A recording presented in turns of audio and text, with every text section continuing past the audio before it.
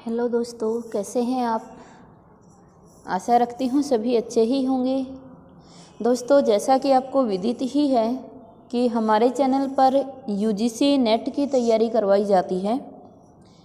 Hindi subject जिनका भी है, जो यूजीसी नेट देना चाहते हैं, असिस्टेंट प्रोफेसर देना चाहते हैं या टीजीटी पीजीटी एग्ज़ाम देना चाहते हैं, उनके लिए हिंदी साहित्य की तैयारी करवाई जाती है। एक आसान लॉजिक के साथ करवाई जाती है। यदि आप भी इच्छुक हैं तो अवश्य जुड़ जाइएगा हमारे साथ और कीजिए अपने सब्जेक्ट की तैयारी। आज मैं आपके समक्ष लेकर आई हूँ पंजाब मास्टर कैडर का जो एग्ज़ाम है आपका 29 दिसंबर का। इसके पहला भाग जिसमें 60 क्वेश्चन थे, ये कल की वीडियो में आपको करवा चुके हैं और आज क्वेश्चन नंबर 61 से लेकर क्वेश्चन नंबर 150 तक सोल्व करवाए जाएंगे।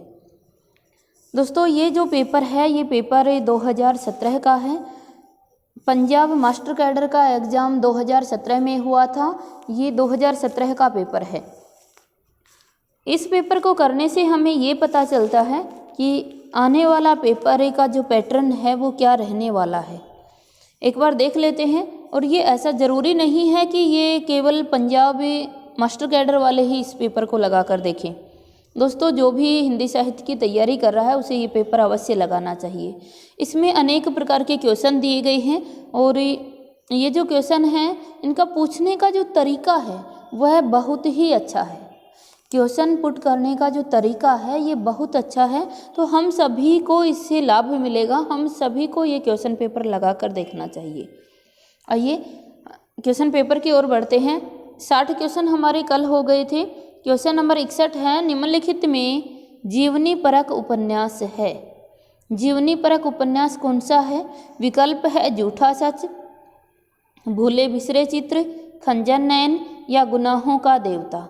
सही विकल्प का चयन कर हमें आंसर देना है। कमेंट करके सभी आंसर देंगे।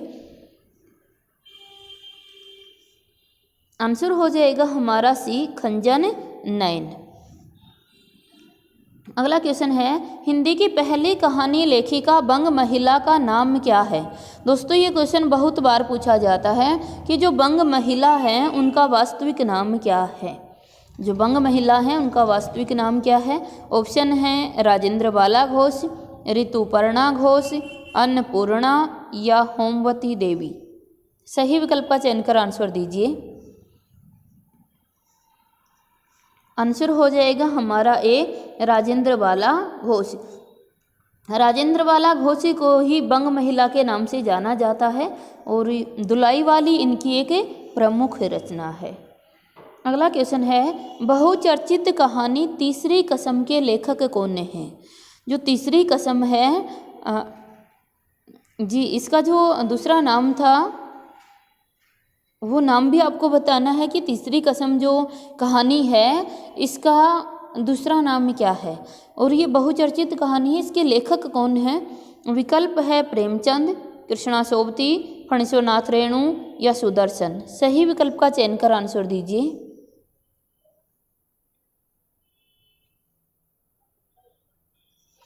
आंसर हो जाएगा हमारा सी।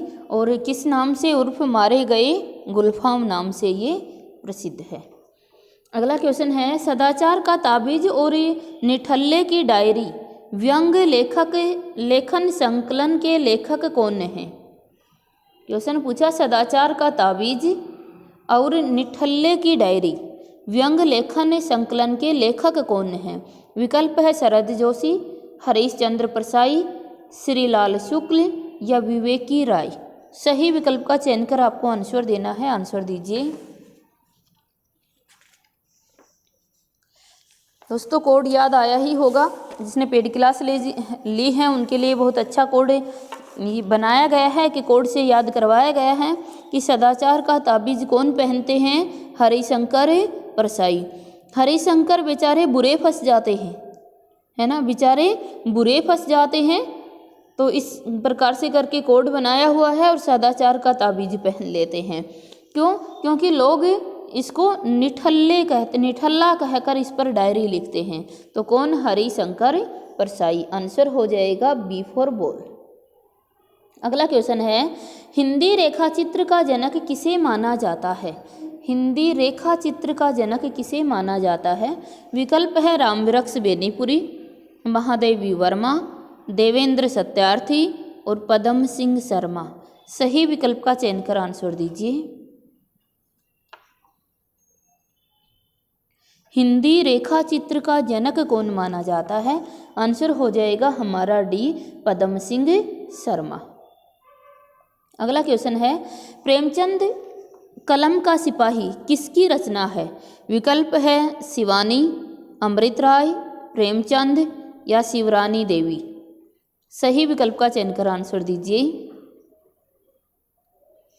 प्रेमचंद कलम का सिपाही किसने कहा है? अमृत राय। प्रेमचंद के पुत्र अमृत राय ने प्रेमचंद की जीवनी लिखी थी कलम का सिपाही नाम से।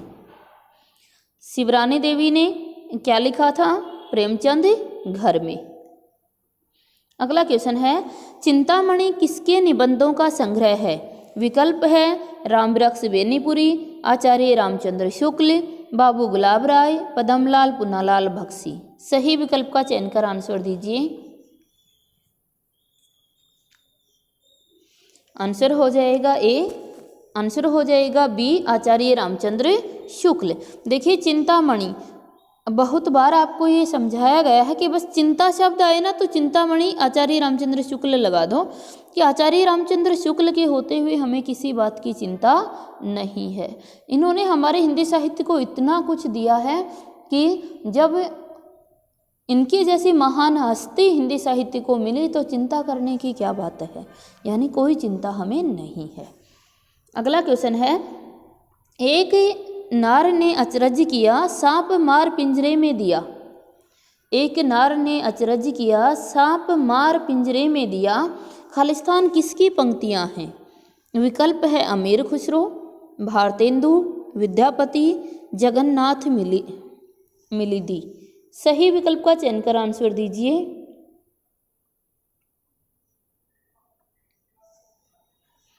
जी आंसर क्या हो जाएगा? सभी को पता ही है, आंसर हो जाएगा ए, अमीर खुसरो। एक नार ने अचरज किया, सांप मार पिंजरे में दिया। तो ये अमीर खुसरो की पहेली है। और अमीर खुसरो की जो पहेली हैं ये मुख्य रूप से दो प्रकार की होती है, एक अंतरलापिका होती है और एक बहिर्लापिका होती है। अगर डिटेल से जानना चाहते हैं तो आप चैनल पर जाइएगा टीचर्स गोल पर, और प्लेलिस्ट में जाकर अमीर खुसरो की पहेलियों से संबंधित वीडियो है उसको देख लीजिएगा, बहुत अच्छे से आपको समझ आ जाएगा। अगला क्वेश्चन है, मैथिली शरण गुप्त किस युग के कवि हैं? विकल्प है द्विवेदी युग, भारतेंदु युग, छायादोत्तर युग या उत्तर छायावाद। सही विकल्प का चयन कर आंसर दीजिए।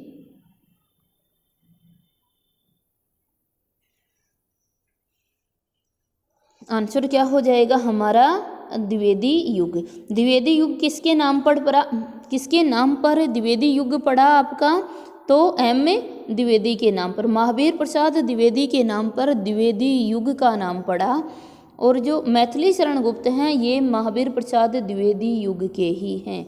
एक आसान कोड भी, एक ट्रिक भी आपको बताई हुई है कि प्रेमचंद युग के कौन कौन हैं और द्विवेदी युग के कौन कौन से कवि हैं, याद आई होगी। अगला क्वेश्चन है, रूपक अलंकार होता है, रूपक अलंकार होता है जहाँ समान गुण के आधार पर उपमेय में उपमान की संभावना की जाती है। दूसरा है जहाँ समानता प्रकट करने के लिए उपमेय में उपमान का अभेद आरोप किया जाता है।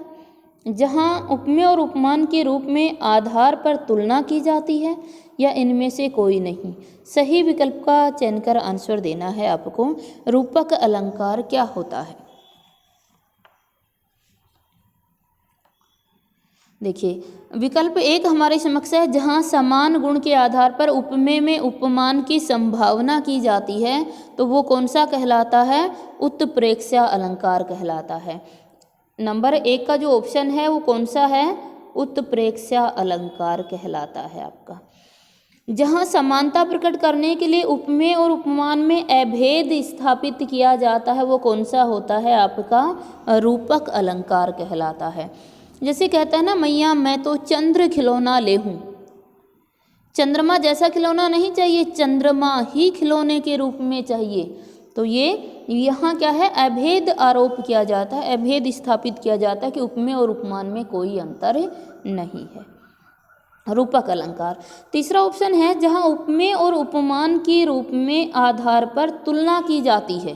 तुलना किस में की जाए, उपमेय और उपमान के रूप के आधार पर तुलना किस में की जाती है, आपके उपमा अलंकार में, उपमा अलंकार में की जाती है। तो सी के अंदर उपमा अलंकार हो जाएगा। अगला क्वेश्चन है, क्या भूलूं क्या याद करूं तथा 10 द्वार से सोपान तक आत्मकथा के लेखक कौन हैं। विकल्प है बाबू श्याम सुंदर दास, पांडे बेचन शर्मा उग्र, यशपाल या हरिवंश राय बच्चन। सही विकल्प का चयन कर आंसर दीजिए। सभी जानते हो क्या भूलूं क्या याद करूं, है ना। 10 द्वार से सोपान तक किसकी हैं, किसकी आत्मकथा है, हरिवंश राय बच्चन की।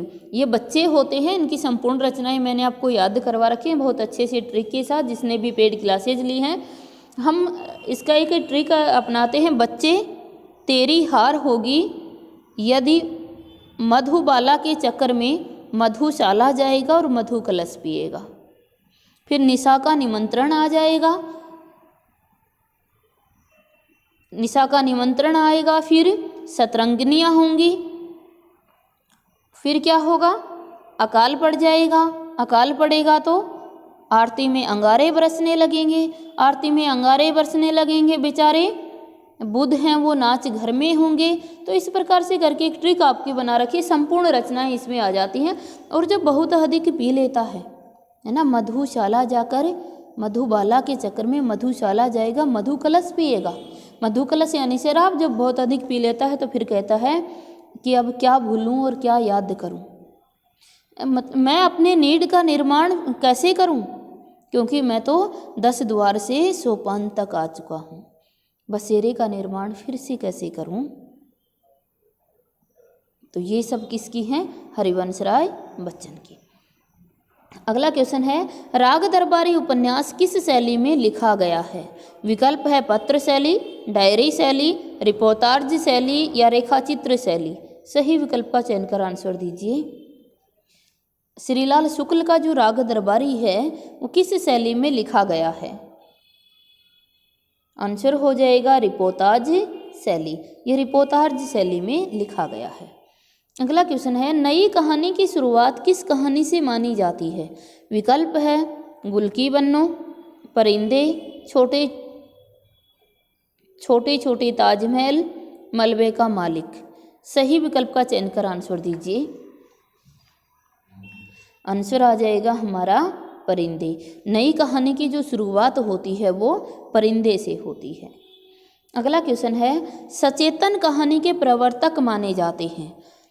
विकल्प है नामवर सिंह, काशीनाथ सिंह, महीप सिंह या हिमांशु जोशी। सही विकल्प का चयन कर आंसर दीजिए। सचेतन कहानी, सचेतन कहानी के प्रवर्तक कौन माने जाते हैं। आंसर हो जाएगा हमारा महीप सिंह। एक आसान कोड आपको बनवाया हुआ है कि सचेतन कहानी, सचेत कौन रहते हैं, महीप। महीप का अर्थ होता है राजा, कि जो राजा होते हैं वो हमेशा क्या होते हैं, सचेत रहते हैं। अगला क्वेश्चन है, निम्नलिखित में कौन सी रचना भारत पाक विभाजन पर आधारित नहीं है।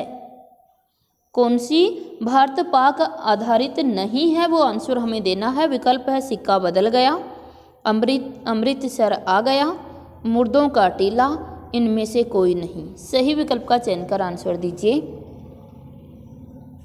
आंसर हो जाएगा हमारा सी, मुर्दों का टीला। जो मुर्दों का टीला है ये मोहनजोदड़ो सभ्यता पर आधारित है, तो इसमें भारत पाक विभाजन का कोई वर्णन नहीं है। आंसर हो जाएगा हमारा मुर्दों का टीला। अगला क्वेश्चन है, यमक है, यमक किस प्रकार का अलंकार है। अर्थालंकार, उभयालंकार, शब्दालंकार या इनमें से कोई नहीं। सही विकल्प का चयन कर आंसर देना है आपको। यमक कैसा है आपका? शब्दा अलंकार है। अगला क्वेश्चन है, शुद्धाद्वैतवाद के संस्थापक और इसका प्रतिपादक दार्शनिक ग्रंथ कौन सा है? शुद्धाद्वैतवाद के संस्थापक कौन है और इनका ग्रंथ कौन सा है वो हमें बताना है। विकल्प है शंकराचार्य वेदांत, रामानुजाचार्य वेदार्थ संग्रह, हित हरिवंश हित 84 या वल्लभाचार्य उत्तर मीमांसा। सही विकल्प का चयन कर आंसर दीजिए। शुद्धाद्वैतवाद किसका है आपका? आंसर हो जाएगा आपका डी वल्लभाचार्य का। और इनका प्रसिद्ध दार्शनिक ग्रंथ कौन सा है? उत्तर मीमांसा है। देखिए दोस्तों, ये बहुत ही आसान कोड के साथ आपको करवाए गए हैं वाद और उनके संस्थापक। हमने ये कोड बनाया था, देखिए वल्लभाचार्य को हमने बनाया था बल्ले से खेलने वाला। जो बल्ले से खेलने वाले होते हैं उनकी कमाई कैसी होती है? शुद्ध मानी जाती है। और उसकी क्या नहीं की जाती? पुष्टि, उनकी पुष्टि भी नहीं की जा सकती है। यानी कि इनका जो वाद था वो शुद्धाद्वैतवाद, और इनका जो ये कहीं संप्रदाय था वो कौन सा था? पुष्टि मार्ग था। तो वल्लभाचार्य आंसर हो जाएगा। अगला क्वेश्चन है, रेखाचित्र और संस्मरण के लिए अधिकतर क्रमशः कौन से अंग्रेजी शब्द प्रयुक्त होते हैं? जो रेखाचित्र और संस्मरण होते हैं उनके लिए कौन से अंग्रेजी शब्द प्रयुक्त होते हैं? विकल्प हैं मोमायर्स रेक्टर स्केच, मोमायर्स रेक्टर स्केच, मेमायर्स रेक्टर स्केच, तीसरा है स्केच मेमोरी, चौथा है स्केच मेमायस। सही विकल्प का चयन कर आंसर दीजिए।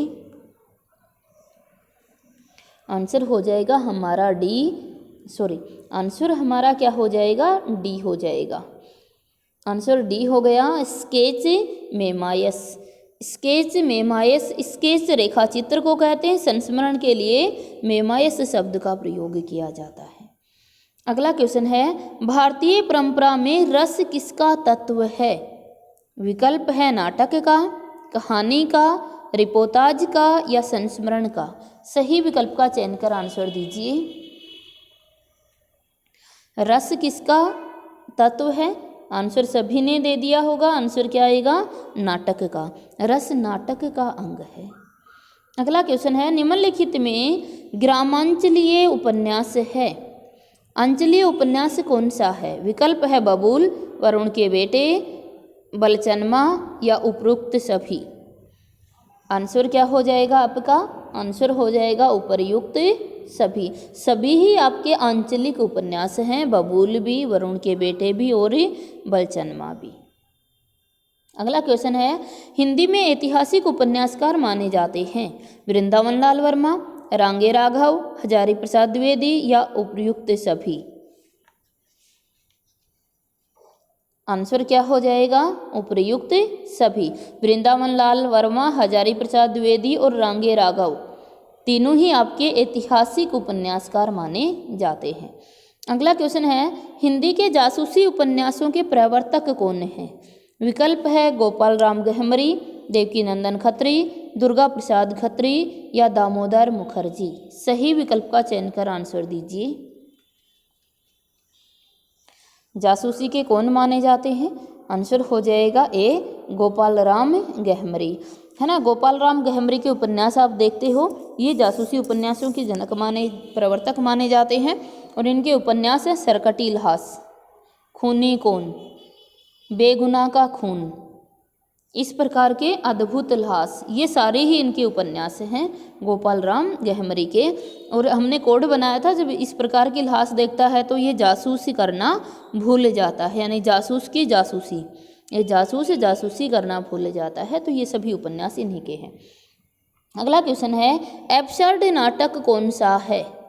विकल्प है छोटे सैयद बड़े सैयद, अब्दुल्ला दीवाना, खजुराहों का शिल्पी या सींगधारी। एब्सर्ड नाटक कौन सा है?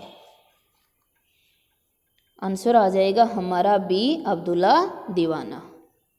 अगला क्वेश्चन है, आत्मकथा कहते हैं किसी भिन्न व्यक्ति की लिखित जीवनी वृत्त, स्वयं की लिखित जीवनी व्रत, कल्पित गद्य कथा से जीवनी की व्याख्या, मनोरंजन पूर्ण लेकिन कल्पित कथा। सही विकल्प का चयन कर आंसर दीजिए। आत्मकथा किसे कहते हैं? आंसर आ जाएगा बी, स्वयं का लिखित जीवन वृत्त। अगला क्वेश्चन है, निम्नलिखित में कौन सी विधा श्रव्य और दृश्य काव्य दोनों के अंतर्गत परिणित की जाती है? विकल्प है चंपू, महाकाव्य, नाटक या इनमें से कोई नहीं। सही विकल्प का चयन कर आंसर दीजिए। सभी को पता ही है, आंसर क्या हो जाएगा? नाटक। नाटक एक ऐसी विधा है जो श्रव्य और दृश्य दोनों के अंतर्गत रखी जाती है। चंपू एक ऐसा काव्य होता है जो गद्य और पद्य दोनों में लिखा जाता है। महाकाव्य के बारे में आप जानते ही हो। अगला क्वेश्चन है, भोर का तारा और रीढ़ की हड्डी की विधा क्या है? विकल्प है एकांकी, नाटक, कहानी या गद्य गीत। सही विकल्प का चयन कर आंसर दीजिए। भोर का तारा और रीढ़ की हड्डी क्या है आपकी? एकांकी है। आंसर हो जाएगा ए। अगला क्वेश्चन है, इलाचंद्र जोशी किस धारा के उपन्यासकार हैं? विकल्प है ऐतिहासिक, प्रगतिवादी, मनोवैज्ञानिक या उपर्युक्त सभी। इलाचंद्र जोशी, कमेंट करके आंसर दीजिए सभी। इलाचंद्र जोशी किस प्रकार के उपन्यासकार हैं? जिसने भी क्लास की है वो बहुत अच्छे से आंसर दे सकता है। इलाचंद्र जोशी कैसे हैं आपके? मनोवैज्ञानिक, इतिहासकार हैं, उपन्यासकार हैं। अगला क्वेश्चन है, प्रेमचंद के कहानी संग्रहों का प्रतिनिधि नाम क्या है? यानी प्रेमचंद की जो संपूर्ण कहानियां हैं वो किस नाम, संपूर्ण कहानियों का जो संग्रह है वो किस नाम से विख्यात है या किस नाम से है? तो आंसर क्या हो जाएगा हमारा? विकल्प दिया गया सेवा संगम, मानसरोवर, आकाशदीप या ग्राम। तो आंसर हो जाएगा बी, सेवा मानसरोवर। अगला क्वेश्चन है, निम्नलिखित में से कौन नई कहानी का प्रतिनिधि रचनाकार नहीं है? यानी नई कहानी का जो प्रतिनिधि रचनाकार है वो कौन नहीं है? विकल्प है निर्मल वर्मा, राजेंद्र यादव, मोहन राकेश या धर्मवीर भारती। सही विकल्प का चयन कर आंसर दीजिए।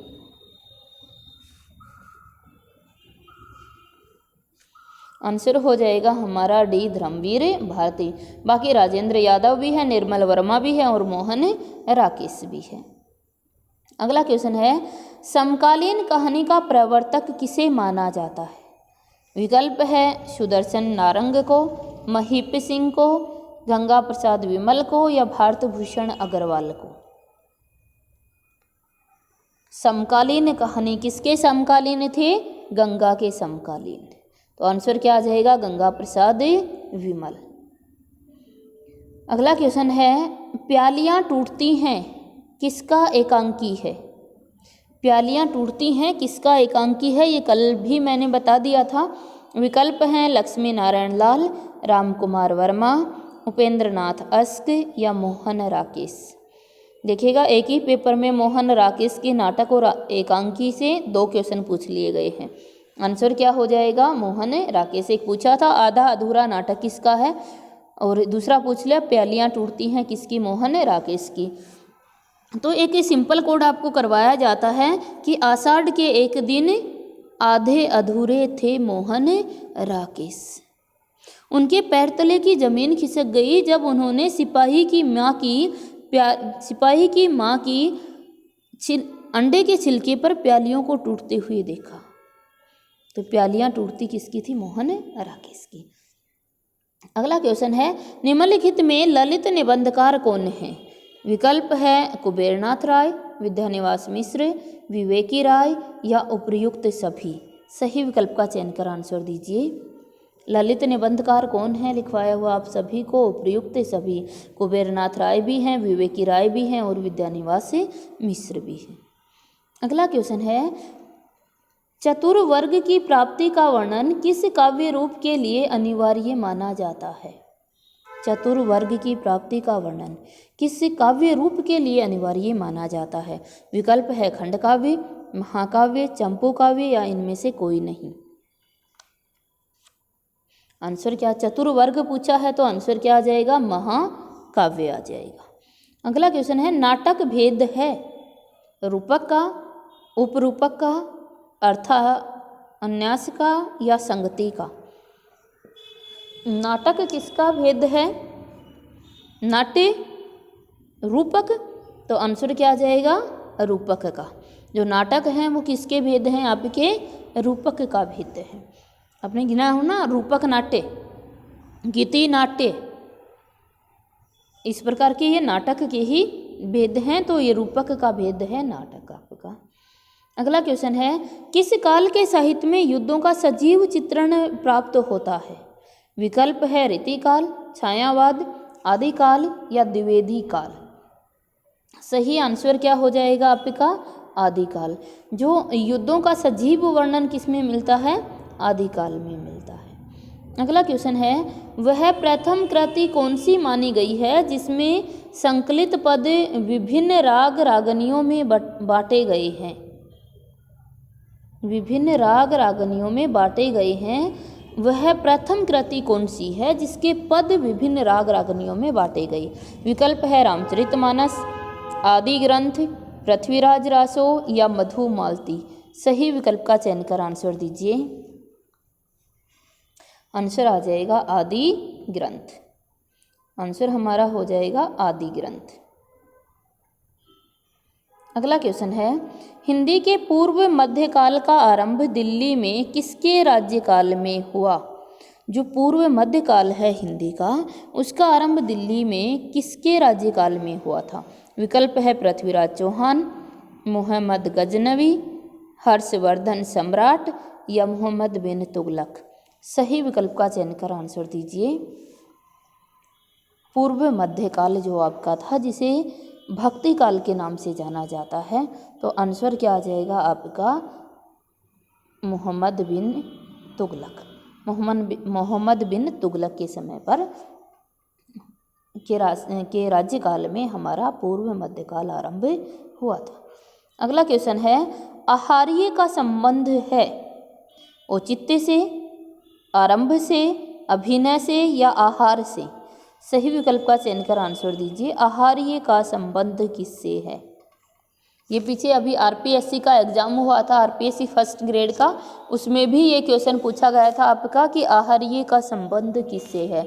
और अभी पेपर हुआ था पाली सीयू सेट का, यानी पाली पीएचडी एंट्रेंस के लिए सेंट्रल यूनिवर्सिटी जो पाली है हरियाणा, ये सेंट्रल सीयू सेट हुआ था भी 18 सेंट्रल यूनिवर्सिटियों का, उसमें भी ये क्वेश्चन पूछा गया था।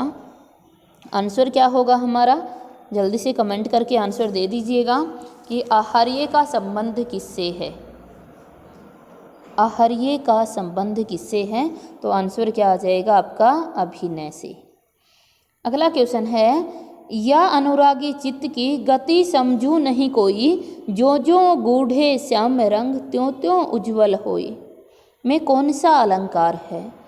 विकल्प है अतिशयोक्ति, उपमा, विरोधाभास या रूपक।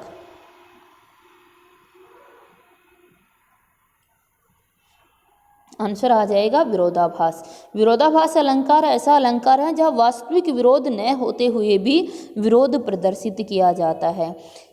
मीरा बाई कहते हैं, या अनुरागी चित्त की गति समझू नहीं कोई, इस अनुरागी चित्त की गति कोई नहीं समझ पाता है। ज्यों ज्यों गूढ़े श्याम रंग त्यों त्यों उज्ज्वल हुई, कि जैसे जैसे ये श्याम रंग में गूढ़ती है, डूबती है, वैसे वैसे उज्ज्वल होती है। दोस्तों, श्याम रंग काले रंग में डूबोगे तो काले होंगे, लेकिन यहाँ क्या कहा गया है कि उज्ज्वल हो रहा है, तो शब्दों के अंदर क्या है, विरोधाभास दिखाई देता है। अगला क्वेश्चन है हमारा कि जिस कृति में कथा संगठन आवश्यक हो, शीघ्रबद्धता नहीं, उसमें वस्तु वर्णन, भाव वर्णन एवं चरित्र का चित्रण किया जाता है, पर कथा विस्तार नहीं, उसे क्या कहते हैं? विकल्प है खंडकाव्य, महाकाव्य, मुक्तक या कलागीत। सही विकल्प का चयन कर आंसर दीजिए। एक लाइन से आंसर दे सकते हैं। जब कथा विस्तार नहीं होता है, सर्गबद्धता नहीं होती है, कथा संगठन अवश्य होता है, क्या कहलाता है आपका? आंसर हो जाएगा खंड काव्य। अगला क्वेश्चन है, सोरठा छंद वहाँ होता है जहाँ सम चरणों में 13 मात्राएं और विषम चरणों में 11 मात्राएं हो, विषम चरणों में 15 मात्राएं तथा सम में 13 मात्राएं हो, सम चरणों में 11 मात्राएं और विषम चरणों में 13 मात्राएं हो, विषम चरणों में 13 और सम में 15 मात्राएं हो। सही विकल्प का चयन कर आंसर दीजिए। सोरठा कहाँ होता है? आंसर क्या आ जाएगा? जहाँ सम चरणों में 13 मात्रा और विषम चरणों में 11 मात्रा। जहाँ हमारे विषम के अंदर 13 है और ये कहें कि सम के अंदर, जहाँ विषम में 13 और सम में 11 होते हैं, जैसे सी ऑप्शन दिया गया, तो ये क्या कहलाता है? हमारा दोहा कहलाता है। और दोहे का बिल्कुल विपरीत क्या हो जाता है? सोरठा होता है। तो दोहे में जो हमारे जो समचरण होते हैं उसमें कितनी मात्राएं होती हैं? दोहे में समचरण में 11 और विषम चरणों में 13। यानी विषम चरणों से हम लेते हैं 1 और 3, 1 और 3 विषम चरण है, और जब इनके बीच का ये हटा देते हैं तो क्या बन जाता है? 1 और 3 13। यानी कि विषम चरणों में 13 मात्रा दोहे में होती है और सम चरणों में 11। सोरठा बिल्कुल उसके विपरीत हुआ करता है। सोरठे में सम चरणों में 13 और विषम चरणों में 11 मात्राएं होती हैं। अगला क्वेश्चन है, लिरिक पोइट्री के लिए हिंदी में रूढ़ प्रयोग क्या है? विकल्प है कला काव्य, लयात्मक काव्य, छंदोबद्ध कविता या गीति काव्य। लिरिकल पोइट्री के लिए हिंदी में रूढ़ प्रयोग क्या है? आंसर क्या आ जाएगा आपका? गीति काव्य। गीति जो काव्य है इसके लिए लिरिकल पोइट्री का प्रयोग किया जाता है। अगला क्वेश्चन है, समस्या पूर्ति किस युग की काव्य पद्धति बनकर उभरी? विकल्प है छायावादी युग, भारतेंदु युग, साठोत्री युग और द्विवेदी युग। सही आंसर हो जाएगा हमारा भारतेंदु युग। जानते हो कि जो समस्या पूर्ति नाटक लिखे गए थे, समस्या पूर्ति जो काव्य पद्धति थी वो कहाँ? भारतेंदु युग से उसका आरंभ हुआ। अगला क्वेश्चन है, श्रृंगारिकता किस काल की प्रमुख प्रवृत्ति है? विकल्प है पूर्व मध्य काल यानी कि भक्ति काल, रीति काल, प्रगति काल या इनमें से कोई नहीं। सही विकल्प का चयन कर आंसर दीजिए। श्रृंगारिकता किसकी थी? रीतिकाल की। श्रृंगार ग्रंथ किस में लिखे गए आपके? रीतिकाल में या उत्तर मध्य काल भी जिसे आप कह सकते हो, रीतिकाल में। अगला क्वेश्चन है, ठलुआ कलब के निबंधकार कौन है? ठलुआ कलब। विकल्प है शांति प्रिय द्विवेदी, रामवृक्ष बेनीपुरी, बाबू गुलाब राय या बेचन शर्मा उग्र। सही विकल्प का चयन कर आंसर दीजिए। ठलुआ कलब के निबंधकार कौन है? आंसर क्या आ जाएगा? बाबू गुलाब राय, है ना। गुलाब लेकर कहाँ पहुँच जाते हैं? ठलुआ कलब में पहुँच जाते हैं। अगला क्वेश्चन है, सर्वांग निरूपक कवि कौन है? विकल्प है पद्माकर, मतीराम, तोष या सोमनाथ। सही विकल्प का चयन कर आंसर दीजिए। आंसर हो जाएगा हमारा सोमनाथ। जो सोमनाथ है वो सर्वांग निरूपक कवि माने जाते हैं। इनकी रचना है रस पीयूष निधि। अगला क्वेश्चन है, नीति और आदर्श किस काल या युग की प्रमुख प्रवृत्ति है? विकल्प है भारतेंदु युग, छायावादी युग, द्विवेदी युगीन या छाया उत्तरकालीन। सही विकल्प का चयन कर आंसर दीजिए। नीति और आदर्श, नीति और आदर्श कौन से में थे? द्विवेदी युग में। एम द्विवेदी ने कहा कि यदि सरस्वती पत्रिका में कोई रचना छपेगी तो वही छपेगी जिसमें नीति और आदर्श हो। अगला क्वेश्चन है, करत करत अभ्यास के जड़मति होते सुजान, रसरी आवत जात ते सिर पर परत निशान। पुनः देख लीजिएगा। करत करत अभ्यास के जड़मत होते सुजान, रसरी आवत जात ते सिल पर परत निशान। उदाहरण में कौन सा छंद है, हमें छंद निकालना है, कौन सा छंद है। विकल्प है कवित, दोहा, उलाला या रोला। सही विकल्प का चयन कर आंसर दीजिए। कमेंट करके सभी को आंसर देना है। दोस्तों आंसर देने से पहले बता देते हैं, कहना चाहेंगे आप लोगों से कि अगर वीडियो पसंद आ रही है तो लाइक अवश्य कर दीजिए। दोस्तों आप वीडियो लाइक करना भूल जाते हो, लाइक कीजिए जिससे मुझे मोटिवेशन मिलता है और मैं इसी तरह से मेहनत आप लोगों के लिए करती रहूं। करत करत अभ्यास के जड़मति होते सुजान, रसरी आवत जात ते सिल पर परत निशान। किसका उदाहरण हो जाएगा, दोहे का। देखिए कह रहा है करत करत अभ्यास के जड़मत होते सुजान। हमने देखा जो दोहा होता है उसके पहले और तीसरे पद में कितनी मात्राएं होती हैं, 13 मात्राएं होती हैं, और दूसरे और चौथे में कितनी होती हैं, 11 मात्राएं। देख लेते हैं। जैसे करत करत अभ्यास के, अब कै की एक मात्रा है, रै की भी एक है और तय की भी एक है। इसी तरह से इसकी भी 3 मात्राएं हैं। ए की क्या है, एक है, लेकिन आधा वर्ण आने की वजह से ये गुरु हो जाता है हमारा। या के अंदर कितनी है, ये भी गुरु है, और से भी के अंदर एक मात्रा है, और के अंदर क्या है, गुरु है।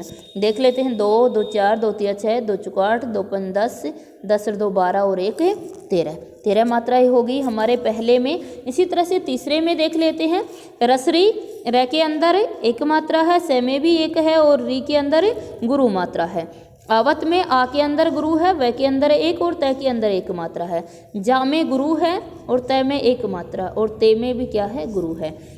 देख लें। 1 1 2 2 और 2 4 2 3 6 2 4 2 5 10 2 6 12 और 1 13।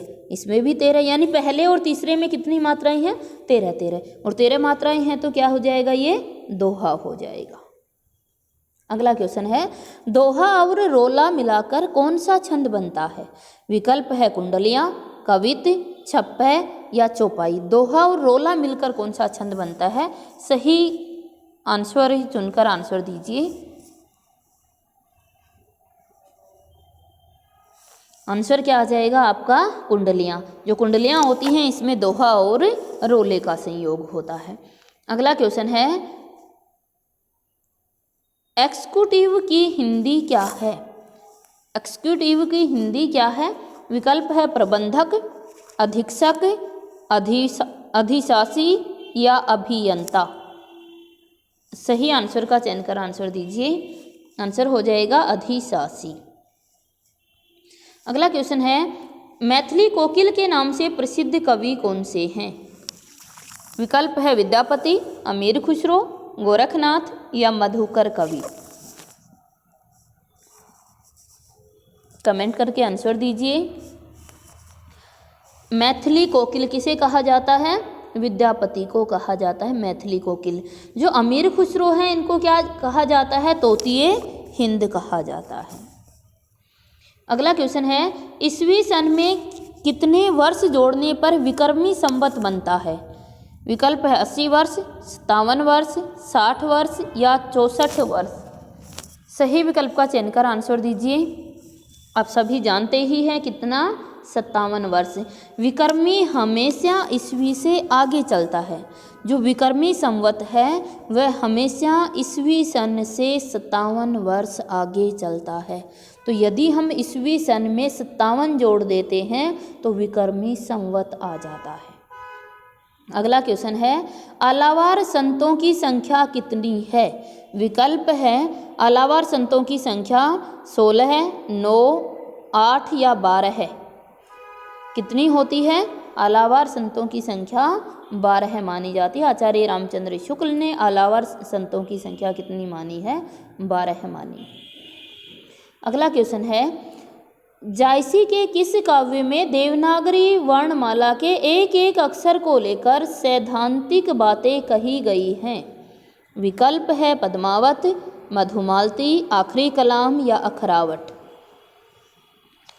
देखिए दोस्तों, जिसने पेड क्लासेज ली हैं उनके लिए कोई भी क्वेश्चन कठिन नहीं है। इसलिए मैं कहती हूँ कि आप लोग जो पूरे साहित्य की तैयारी करते हो तो चाहे कोई भी एग्ज़ाम आप लगा लो, किसी भी एग्ज़ाम में की हुई तैयारी आपकी 90% सही जाएगी।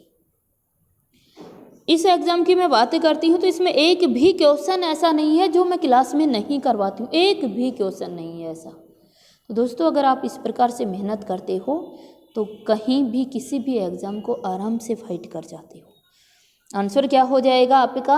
अखरावट। अखरावट मैंने बताया कि अखरावट एक ऐसा ग्रंथ है जो देवनागरी लिपि में लिखित एक वर्णमाला है। बिल्कुल सही कि वर्णमाला के एक एक अक्षर को लेकर सैद्धांतिक बातें कही गई किसमें? अखरावट में। अगला क्वेश्चन है, तुलसीदास ने कलयुग का वर्णन रामचरितमानस के किस कांड में किया है? कलयुग का वर्णन किस कांड में है?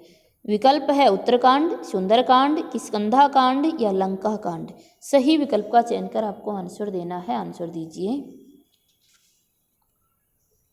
आंसर आ जाएगा उत्तरकांड में। दोस्तों, ये रामचरितमानस का एक एक कांड, रामचरितमानस के 7 कांड आपको बहुत अच्छे से करवाए हुए हैं। आप प्लेलिस्ट में जाइएगा और इनकी विषय वस्तु करवाई हुई है, इनका क्रम करवाया हुआ है, इनका प्रकार करवाया हुआ है, सभी आपको अच्छे से करवाए हुए हैं। आप प्लेलिस्ट में जाकर रामचरितमानस से संबंधित 4 से 5 वीडियो हैं, उनको देख लीजिएगा। पूरा रामचरितमानस आपका बिल्कुल इसी तरीके से याद हो जाएगा। जैसे हमने देखा रामचरितमानस में जो 7 कांड है उसके लिए कि सिंपल सा आपको कोड दिया जाता है और वो कोड होता है बाकसलु, BAAK, बाकसलु, SLU। बी से क्या आ जाएगा? बालकांड। बालक होने के बाद कहाँ चले गए थे? कहाँ रहने लगे? अयोध्या में, तो अयोध्या कांड। अयोध्या के बाद कहाँ चले गए? अरण्यक यानी जंगल में, तो अरण्यक कांड। फिर जंगल में रहते हुए कहाँ पहुँचे? किष्किंधा, तो किष्किंधा कांड आ गया। फिर सुंदर कांड आ गया, फिर लंका कांड आ गया और लास्ट में क्या आ गया? उत्तरकांड। गोस्वामी तुलसीदास जी ने उत्तरकांड में कलयुग का वर्णन किया है। अगला क्वेश्चन है, सितारे हिंद किस लेखक का उपनाम है? दोस्तों, ये तो देखते ही बता दोगे क्योंकि मैं पूरा नाम ही आपको लिखवाती हूँ, राजा शिव प्रसाद सितारे हिंद, जो किसका हो जाएगा? आपका राजा शिव प्रसाद का। अगला क्वेश्चन है, मनुष्य ही साहित्य का लक्ष्य है, किसका कथन है? विकल्प है रामविलास शर्मा, नंदुलारे वाजपेयी, हजारी प्रसाद द्विवेदी या आचार्य रामचंद्र शुक्ल। सही विकल्प का चयन कर आंसर देना है आपको। आंसर दीजिए। मनुष्य ही साहित्य का लक्ष्य है, किसने कहा है? हजारी प्रसाद द्विवेदी ने। अगला क्वेश्चन हमारे समक्ष है, क्वेश्चन है, गोबर प्रेमचंद के किस उपन्यास का पात्र है? गोबर प्रेमचंद के किस उपन्यास का पात्र है? बहुत ही इजी क्वेश्चन है दोस्तों। आंसर क्या हो जाएगा हमारा? गोदान का। गोबर किसका है? होरी, गोबर, ये गोदान के पात्र हैं। अगला क्वेश्चन हमारे समक्ष है, कामायनी में कुल कितने सर्ग हैं? कामायनी में कुल कितने सर्ग हैं? विकल्प है 12, 15, 13 या 9। सही विकल्प का चयन कर आपको आंसर देना है। कामायनी में कितने सर्ग हैं? सभी ने आंसर दे ही दिया होगा। क्या? 15 सर्ग हैं। और ये 15 सर्ग हैं, इनको क्रम से भी हमें याद करना है क्योंकि इनका क्रम हमसे अनेक एग्जामों में पूछा जाता है। तो जिसने क्लास की है उसको क्रम भी याद आ गया होगा, इतना आसान लॉजिक से आपको करवाया हुआ है। तो ये चिंता से शुरू होते हैं और आनंद पर खत्म हो जाते हैं। अगला क्वेश्चन है, निम्नलिखित में से मुक्ति बोध की रचना कौन सी है? मुक्ति पानी है, कोड याद आया होगा। मुक्ति पानी है तो क्या करना पड़ेगा? चांद का मुंह टेढ़ा करना पड़ेगा। विकल्प है अनुभव के आकाश में चांद, मुझे चांद चाहिए, नीला चांद या चांद का मुंह टेढ़ा। आंसर निकल ही गया होगा आपका। मुक्ति पानी है तो क्या करना पड़ेगा? चांद का मुंह टेढ़ा करना पड़ेगा, है ना। फिर अंधेरे में राक्षस आएगा, फिर वो आपके हृदय का आयतन माप देगा। तो ये सभी कोड आपको करवाए हुए हैं अच्छे से।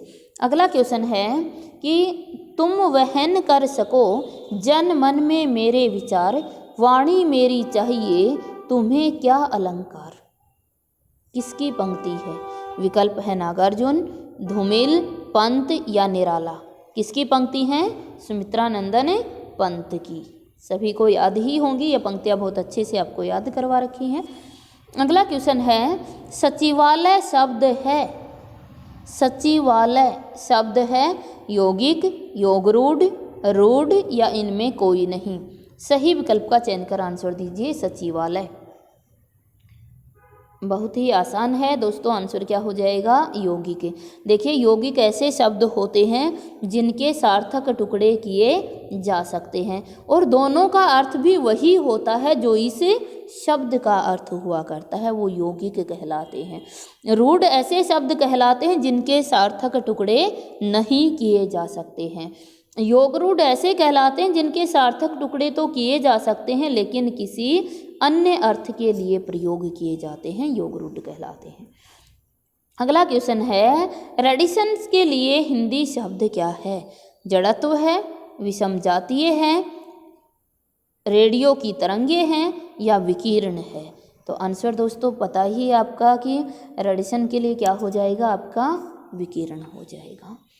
अगला क्वेश्चन है, बायोस्फीयर की हिंदी क्या है? विकल्प है सौरमंडल, जीवमंडल, वायुमंडल या इनमें से कोई नहीं। सही विकल्प का चयन कर आपको आंसर देना है। आंसर क्या आ जाएगा? जीवमंडल। अगला क्वेश्चन है, एंटीबायोटिक की हिंदी क्या है? एंटीबायोटिक की हिंदी क्या है? विकल्प है नाभिक, प्रतिजैविक, प्रतिध्वनि या प्रेरण। सही विकल्प का चयन कर आपको आंसर देना है। तो आंसर क्या हो जाएगा? प्रतिजैविक। अगला क्वेश्चन है, कोस्मोलॉजी की हिंदी क्या है? विकल्प है प्राणी विज्ञान, ब्रह्मांड विज्ञान, ध्वनि विज्ञान या सौंदर्य विज्ञान। आंसर क्या हो जाएगा? हमारा आंसर हो जाएगा बी, ब्रह्मांड विज्ञान। अगला क्वेश्चन है, मृत्तिका शब्द का तद्भव रूप क्या है? मृत्तिका शब्द का तद्भव रूप, तद्भव रूप क्या है? किसी भी तत्सम का तद्भव वही होता है जो उसी का पर्यायवाची होता है, उसी का अर्थ देने वाला होता है। अर्थ और साथ साथ पर्यायवाची भी हो तो वही उसका तद्भव हुआ करता है। तो दोस्तों जो मृत्तिका शब्द है इसका तद्भव रूप क्या होता है? मृत्तिका का अर्थ क्या होता है? मिट्टी। तो आंसर क्या आ जाएगा? सी। अगला क्वेश्चन है, टेक्नोलॉजी के लिए हिंदी शब्द कौन सा है? विकल्प हमें दिया गया है प्रचालन, उत्पाद, प्रौद्योगिकी या यांत्रिकता। सही आंसर क्या हो जाएगा हमारा? प्रौद्योगिकी। ये शब्द हैं आपके जो टेक्निकल वर्ड हैं। जैसे प्रयोग के आधार पर शब्द दो प्रकार के होते हैं, एक ही तो होता है आपका सामान्य शब्द और दूसरा होता है टेक्निकल शब्द। तो ये जो टेक्निकल शब्द हैं जिसको पारिभाषिक शब्द कहा जाता है, ये हिंदी का ही पोर्शन है, ये बहुत दूर के नहीं हैं, ये हिंदी के शब्द में से ही लिए गए हैं आपका। ये जो पारिभाषिक शब्द होते हैं वो शब्द हैं। दूसरा है, एलिजिबिलिटी के लिए हिंदी शब्द क्या है? विकल्प है पात्रता, दावेदार, उपक्रम या एकाधिकार। तो आंसर जानते ही हो सभी, क्या हो जाएगा हमारा? ए हो जाएगा।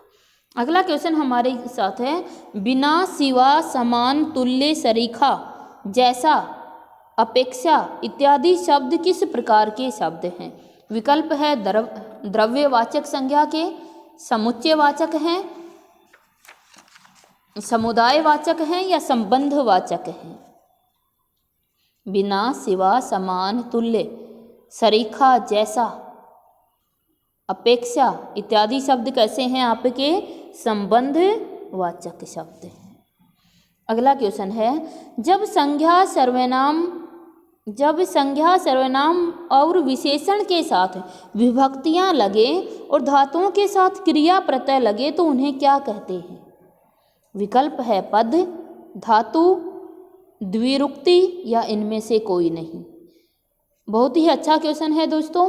जब इनके साथ विभक्तियां लग जाती हैं तो ये क्या कहलाते हैं? आपके पद कहलाते हैं। जब कोई भी संज्ञा शब्द है, सर्वनाम शब्द है या विशेषण शब्द है, जब इनके साथ कोई विभक्ति लग जाए या धातु के साथ कोई क्रिया लग जाए तो फिर वो क्या हो जाता है? पद कहलाता है, न कि शब्द कहलाता है। अगला क्वेश्चन है, वाक्य में क्रिया का कर्ता से, सर्वनाम का संज्ञा से, संबंध का संबंधी से तथा विशेषण का विशेष्य से संबंध क्या कहलाता है? विकल्प है अव्यय, अन्वय, योजक या शब्द बोध। सही विकल्प का चयन कर आंसर दीजिए। क्या कहलाता है? अन्वय कहलाता है। अन्वय का अर्थ है संबंध। अगला क्वेश्चन है, प्राणत्व के आधार पर प्रत्येक वर्ग का दूसरा और चौथा व्यंजन क्या कहलाता है? प्राणत्व यानी प्राण वायु के आधार पर, प्राण तत्व के आधार पर प्रत्येक वर्ग का दूसरा और चौथा व्यंजन क्या कहलाता है? देखिए, प्राण के आधार पर, प्राणत्व के आधार पर या तो अल्प प्राण होगा या फिर महाप्राण होगा। कौन सा वो देख लेते हैं। अगर मैं बात करती हूँ अल्प प्राण की, अल्प प्राण, तो अ के लिए हमने किसी भी वर्ग का पहला ले लिया, एक पूरा वर्ण, दूसरा और तीसरा। एक दो तीन पूरे हैं तो क्या ले लिया? तीसरा। और दो आधे और हैं तो तीसरे में दो और मिलाएंगे तो कितने हो जाएंगे? 5। यानी किसी वर्ग का पहला, तीसरा, पांचवा क्या होता है? अल्प प्राण होता है। और दूसरा और चौथा क्या होता है? महाप्राण होता है। क्वेश्चन हमसे पूछा गया कि प्राणत्व के आधार पर प्रत्येक वर्ग का दूसरा और चौथा क्या कहलाता है? तो क्या कहलाता है आपका? महाप्राण कहलाता है। अगला क्वेश्चन है, लिपि के चिन्हों को सार्थक क्रम और विन्यास से लिखना क्या कहलाता है? जो लिपि के चिन्ह होते हैं उन चिन्हों को सार्थक क्रम और विन्यास से लिखना क्या कहलाता है? विकल्प है विशिष्ट वर्ण, वर्णमाला, वर्तनी या लिप्यांतरण। सही विकल्प का चयन कर आंसर दीजिए। आंसर जानते हैं सभी, क्या हो जाएगा? वर्तनी। लिपि चिन्हों को सार्थक क्रम और विन्यास से लिखना क्या कहलाता है? वर्तनी कहलाता है। अगला क्वेश्चन है, मानक हिंदी में प्रसर्ग संज्ञा के किस प्रकार लिखे जाते हैं? जो प्रसर्ग होते हैं, जिनको हम ये कहें कि विभक्ति कहते हैं, तो ये जो विभक्तियाँ होती हैं, किसी विभक्ति का जो चिन्ह होता है जिसे हम प्रसर्ग कहते हैं, वह जब संज्ञा के साथ लिखा जाएगा तो किस प्रकार लिखा जाएगा, और सर्वनाम के साथ लिखा जाता है तो किस प्रकार से लिखा जाता है? देखिए, जो प्रसर्ग होते हैं दो प्रकार के हुआ करते हैं आपके, एक संश्लिष्ट होता है और दूसरा विश्लिष्ट। संश्लिष्ट का अर्थ होता है सटाकर लिखना और विश्लिष्ट का अर्थ होता है अलग करके लिख देना। तो देखिए, इसने कहा संज्ञा के साथ, मैंने कहा राम ने, मैंने कहा उसने। उस क्या है? सर्वनाम है और राम क्या है? संज्ञा। तो संज्ञा के साथ तो विश्लिष्ट हो गया और सर्वनाम के साथ संश्लिष्ट यानी जुड़ा हुआ हो गया। तो इसने पूछा संज्ञा के साथ, संज्ञा के साथ कैसे लिखते हैं? हम अलग से लिखते हैं, इनके साथ सटाकर नहीं लिखते। क्या लिखते हैं? अलग से लिखा जाता है।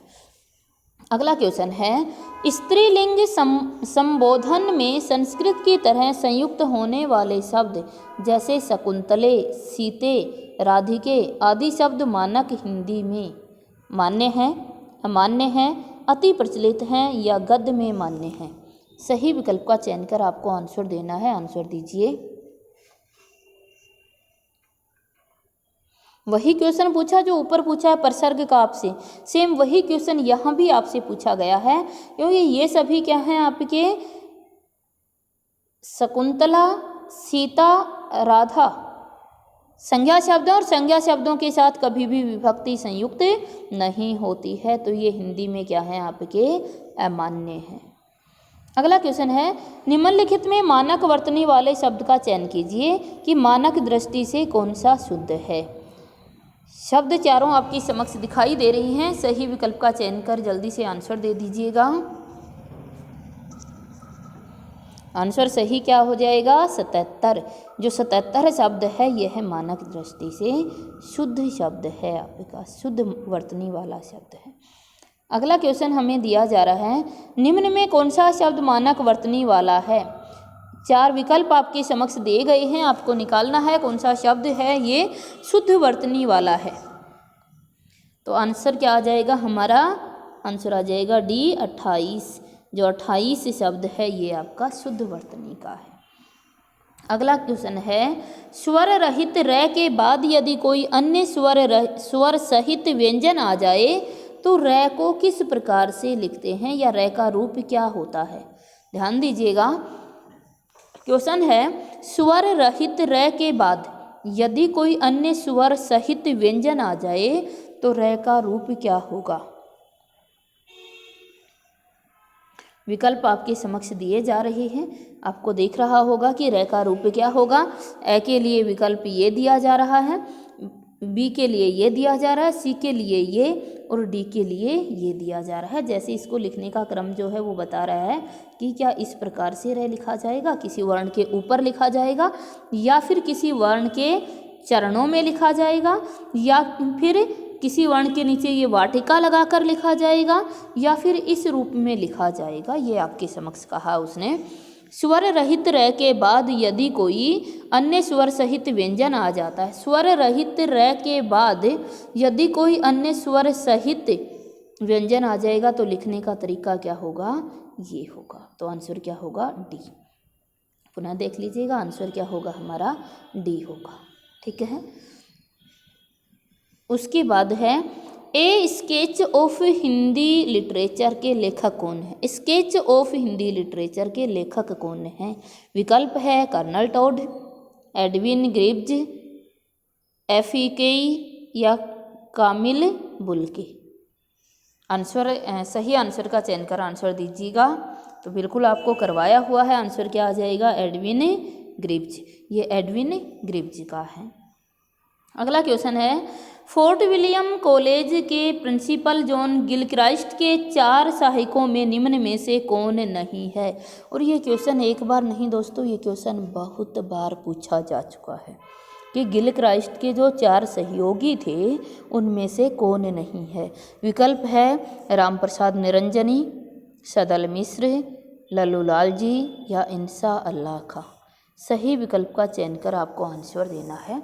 सही विकल्प का चयन, ये भारतेंदु पूर्व के कवि हैं। ये भारतेंदु पूर्व के जो गद्यकार हैं वो आपको दिया गया है। तो आंसर क्या आ जाएगा, रामप्रसाद निरंजनी। ये रामप्रसाद निरंजनी नहीं थे, सदल मिश्र भी थे, इंसा अल्लाह खां भी थे और लल्लू लाल भी थे। और चौथा कौन था आपका, गिलक्राइस्ट भी था। ये 4 सहायक थे, जिसमें से कौन नहीं है, रामप्रसाद निरंजनी हमारा नहीं है। अगला क्वेश्चन है, केवल मनोरंजन कवि का न कर्म होना चाहिए, उसमें उचित उद्देश्य का भी मर्म होना चाहिए। उक्ति किसकी है। दोस्तों बार बार परीक्षा में पूछी जाती है, कभी नेट में पूछ ली जाती है आपसे, कभी अन्य एग्जाम में पूछ ली जाती है, बहुत ही इम्पोर्टेंट है। यह उक्ति या कथन किसका है। विकल्प है मैथिली शरण गुप्त का, महावीर प्रसाद द्विवेदी का, रामधारी सिंह दिनकर का या माखनलाल चतुर्वेदी का। सही विकल्प का चयन कर आपको आंसर देना है। आंसर दीजिए। आंसर क्या आ जाएगा आपका, केवल मनोरंजन कवि का न कर्म होना चाहिए, उसमें उचित उद्देश्य का भी मर्म होना चाहिए। किसका है, मैथिली शरण गुप्त का है। अगला क्वेश्चन है, छायावाद शब्द का प्रयोग सबसे पहले किसने किया था। विकल्प हैं रामानाथ लाल सुमन ने, वियोगी हरि ने, मुकुटधर पांडे ने या केशव प्रसाद मिश्र ने। दोस्तों देखते ही आंसर निकल गया होगा। छायावाद शब्द का प्रयोग सर्वप्रथम किसने किया था। आंसर हो जाएगा आपका मुकुटधर पांडे ने। अगला क्वेश्चन है, पसीने से पैदा होने वाले के लिए एक शब्द कौन सा होगा। विकल्प है भार्गव, स्वेदज, मलयज या कायिक। सही विकल्प का चयन कर आंसर दीजिए। दोस्तों सभी जानते हो आंसर क्या हो जाएगा, बी हो जाएगा हमारा क्या, स्वेदज। स्वेद का अर्थ क्या होता है, पसीना, और जय का अर्थ होता है उत्पन्न। जो पसीने से उत्पन्न होते हैं उसे स्वेदज कहा जाता है। जो काय से उत्पन्न होते हैं उसे कायिक कहते हैं, और जो मल से उत्पन्न होने वाले होते हैं उन्हें मलयज कहा जाता है। उसके बाद है, डायरी के लिए स्वीकृत हिंदी शब्द कौन सा है। डायरी को हिंदी में क्या कहते हैं। विकल्प है दिनचर्या, रोजमर्रा, दैनंदिनी या इनमें से कोई नहीं। तो सिंपल सा क्वेश्चन है दोस्तों, सभी ने आंसर निकाल ही दिया। क्या, दैनंदिनी कहा जाता है। अगला क्वेश्चन है, हिंदी की किस पत्रिका ने डायरी विशेषांक प्रकाशित किया? डायरी विशेषांक किस पत्रिका ने प्रकाशित किया था? आंसर है लहर, सम्मेलन, ब्राह्मण या पूर्वाग्रह। दोस्तों आपको बहुत बार ये करवाया गया है, डायरी की क्या आ गई? लहर आ गई। पत्रिका में डायरी विशेषांक की लहर लग गई, तो आंसर क्या हो जाएगा हमारा? ए आ जाएगा, लहर पत्रिका में। अगला क्वेश्चन है, दशरथ सुत तिहु लोक बखाना, राम नाम का मरम है आना। पंक्ति है, किस कवि की पंक्ति है? दशरथ सुत तिहु लोक बखाना, राम नाम का मरम है आना। विकल्प है द्विजदेव, केशवदास, तुलसीदास या कबीरदास। सही विकल्प का चयन कर आंसर दीजिए। हिंदी अर्थ आ जाएगा कि दशरथ सुत तिहु लोक बखाना, कि जो दशरथ का पुत्र है उसका तीनों लोकों में बखान कर दिया, राम नाम का मरम है आना। दशरथ का सुत है, उसका तीनों लोकों में बखान किया आपने, लेकिन क्या आपने राम नाम का मरम जाना है? किसकी पंक्तियां हैं? कबीरदास की। स्पष्ट दिखाई दे रहा है कि सगुण की नहीं, ये पंक्तियां किसकी हैं? निर्गुण के लिए हैं। कि राम नाम का बखान तो कर दिया, लेकिन आज तक राम के नाम का मरम नहीं जाना है। राम के नाम, राम का अर्थ होता है कण कण में रमण करने वाली शक्ति, राम कहलाई। और कण कण में दशरथ सुत रमन नहीं कर रहे हैं, कण कण में राम रमण कर रहे हैं। वो शक्ति जो कण कण में है वो राम कहलाती है। कोई किसी का पुत्र या कोई मनुष्य रमण नहीं कर रहा कण कण में, कण कण में वो ब्रह्म शक्ति रमण कर रही है, जो आपकी प्रकाश रूप में विद्यमान है। तो आंसर क्या आ जाएगा? डी, ये कबीर की है। आगे कहा, क्या अमरों का लोक मिलेगा तेरी करुणा का उपहार, रहने दे हे देव अरे यह मेरे मिटने का अधिकार। ये पंक्तियाँ किसकी है? सुभद्रा कुमारी चौहान की, महादेवी वर्मा की, तारा पांडे की या जयशंकर प्रसाद की। दोस्तों पंक्तियों को पढ़ते ही समझ गए होंगे ये पंक्तियाँ किसकी हैं आपकी? महादेवी वर्मा की है। क्या अमरों का लोक मिलेगा तेरी करुणा का उपहार, रहने दे हे देव अरे यह मेरे मिटने का अधिकार। किसने कहा? महादेवी वर्मा ने। अगला क्वेश्चन है, सहज उद्वेग, नवोन्मेष, सधै स्फूर्ति, स्वच्छंदता, अनाडंबर किसकी विशेषता है? खंड काव्य की, प्रबंध काव्य की, गीति काव्य की या इनमें से कोई नहीं। सही विकल्प का चयन कर आंसर दीजिए। देखिए, सहज उद्वेग, नवोन्मेष, सधै स्फूर्ति, स्वच्छंदता किसमें है? आपके गीति काव्य में। अगला क्वेश्चन है और लास्ट क्वेश्चन है, गुरु नानक देव जी के पद संकलित हैं दसम स्कंद में, दसम ग्रंथ में, गुरु ग्रंथ साहिब में, जपूजी साहिब में या आस दीवार में। सही विकल्प का चयन कर आंसर देना है आपको। तो जो गुरु नानक हैं इनके जो पद संकलित हैं वो किस में हैं? गुरु ग्रंथ साहिब में। आंसर क्या आ जाएगा? बी आ जाएगा। दोस्तों पूरा क्वेश्चन पेपर आपने देखा, ये 2 भागों में मैंने डिवाइड कर दिया था क्योंकि वीडियो बहुत लंबी हो चल रही थी। तो पहली जो कल की जो वीडियो है उसमें 60 क्वेश्चन थे और आज 61 से 150 क्वेश्चन आपको दिए गए हैं। आशा रखती हूँ विश्लेषण आपको पसंद आया होगा। और दोस्तों कहना चाहूँगी कि इस प्रकार का कोई भी पेपर होता है आप सभी को लगा कर देखना चाहिए। हर पेपर से हमें बहुत कुछ सीखने को मिलता है। यदि वास्तव में आप सीखना चाहते हैं तो हमें किसी भी हिंदी साहित्य के पेपर को अवॉइड नहीं करना चाहिए, हर पेपर को लगाना चाहिए। अच्छा है हम थ्योरी पढ़कर बेस क्लियर करें, सिद्धांत पढ़कर बेस क्लियर करें, आधार बनाएं, लेकिन उसे क्वेश्चन में कन्वर्ट करने के लिए हमें क्वेश्चन प्रैक्टिस करनी ही पड़ेगी। इसलिए ये क्वेश्चन हमने लगाए अभी, और जैसे ही ये 29 को पेपर होता है आप सभी के समक्ष जो 29 का पेपर है दिसंबर का पंजाबी मास्टर डिग्री का, मास्टर कैडर का, वो अवश्य आपके समक्ष पुनः यहाँ लेकर आया जाएगा। तो तब तक के लिए दोस्तों कहना चाहूँगी आप क्वेश्चन पेपर लगाते रहिएगा। यदि आपको ये क्वेश्चन पेपर विश्लेषण वास्तव में अच्छा लगा तो दोस्तों एक बार पुनः कहना चाहेंगे अपने दोस्तों के पास भी वीडियो शेयर कर दीजिए। लाइक कीजिए ताकि मुझे मोटिवेशन मिले और इसी प्रकार से मैं वीडियो लेकर आती रहूं। धन्यवाद।